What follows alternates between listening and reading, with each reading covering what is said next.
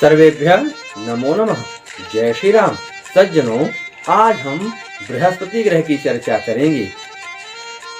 कौन से लक्षण होते हैं बृहस्पति ग्रह के दुष्प्रभाव के, हम कैसे जाने। कुंडली भी नहीं और हमारे पास कोई बताने समझाने वाले भी नहीं, तो आप इसके द्वारा अपने ग्रह दोष को जान सकते हैं और उपाय भी कर सकते हैं और खुशियां भी प्राप्त कर सकते हैं।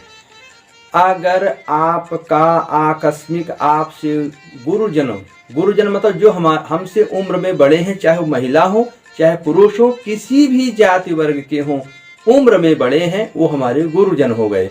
दूसरे गुरु जो हमारे कुल परंपरा में हमारे पूर्वजों को गुरु मंत्र देते आए हैं, हमारे घर में पूजा पाठ शादी ब्याह जैसे कार्य को करवाते आए हैं, या साधु सन्यासी योगी मुनि महात्मा जैसे हैं, इनसे अगर हमारा विवाद हो रहा है, विवाद हो चुका है, समझ जाइए कि बृहस्पति हमारे कुंडली में कहीं न कहीं दूषित हो चुके हैं, मार्केश के रूप में हो चुके हैं, उनका ही दुष्प्रभाव है।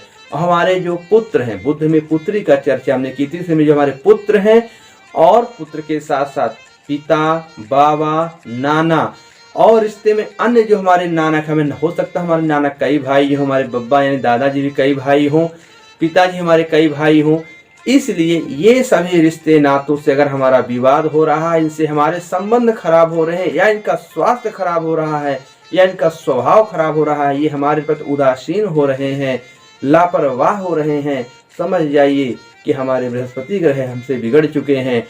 और आपको शुगर का रोग हो जाए और ऐसे रोग हो जाएं जो शीघ्रता पूर्वक ठीक नहीं होते हैं, और आपको कोई देव बाधा हो जाए, हमें कोई कहे कि किसी मृत आत्माओं के सपन आ रहे हैं, या हम रात में सोते सोते कुछ बोलते रहते हैं, नींद में बहुत जोर के खर्राटे भी ले रहे हैं, या ऐसे डरावने सपने देखते हैं और हम फिर रात भर सो नहीं पाते हैं, इन लक्षणों को समझ जाए कि हमारे ऊपर दैवी प्रकोप पड़ रहा है और ये बृहस्पति की निर्बलता पर ही है। पुत्र का आकस्मिक रोगग्रस्त हो जाना, कुछ लोगों के अन्य दुर्घटनाएं, गर्भपात हो जाना, किसी विवाहित पुरुष के घर में गर्भ ही ना ठहरना, इस प्रकार के भी लक्षण होते हैं।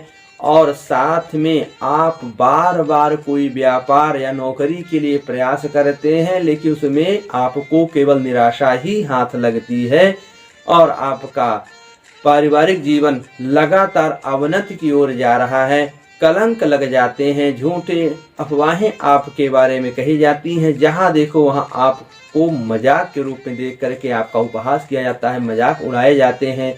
अगर घर में कोई बेटा या बेटियां हैं, उनके विवाह में निसंदेह विलंब होता है, और वो भी धीरे धीरे चारित्रिक पतन की ओर जाने लगते हैं, और कुछ उनमें कुसंस्कार, गलत खान पान की आदत हो सकती है।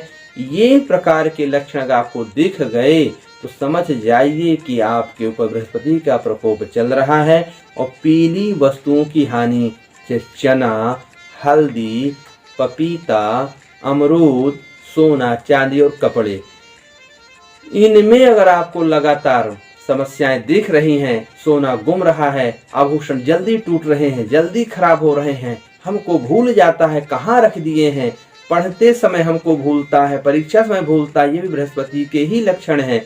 तो आप क्या करेंगे, आपको विष्णु सहस्त्रनाम स्तोत्र का पाठ और बृहस्पति स्तोत्र का पाठ करना है। अगर ये आप नहीं कर पाते हैं तो आपकी जितनी उम्र हो गई है उतनी चना की दाल, पीले पुष्प और हल्दी की गांठ लेकर के और उसको ले जाकर के पीपल में चढ़ाना है, और उतनी ही परिक्रमा करनी है जितनी आपकी उम्र है। ये भी नहीं कर पा रहे हैं तो कम से कम 7 पुष्प, 7 हल्दी की गांठ और 7 चना की दाल लेकर के 7 बार पीपल की परिक्रमा करें।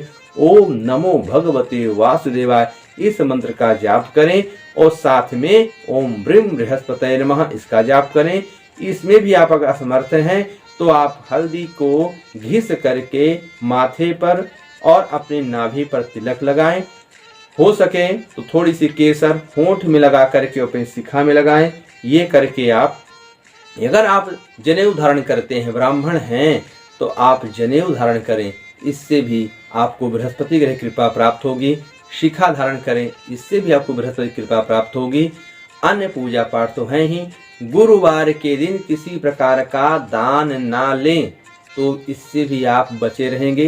हो सके तो आप किसी मंदिर में पीले फल जरूर चढ़ाएं, तो आपको धीरे धीरे इन सभी समस्याओं से छुटकारा मिल जाएगा और आप शीघ्र समस्याओं से मुक्त होंगे, रोग मुक्त होंगे।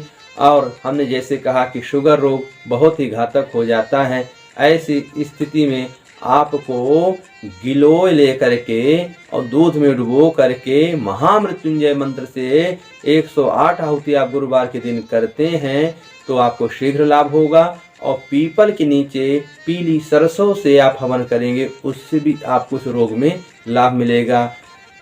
अगले वीडियो में आपको हम शुक्र ग्रह की चर्चा करेंगे। तब तक के लिए आप बहुत ही प्रसन्नतापूर्वक जीवन जिए, आपका जीवन मंगलमय हो। जय श्री राम। धन्यवाद।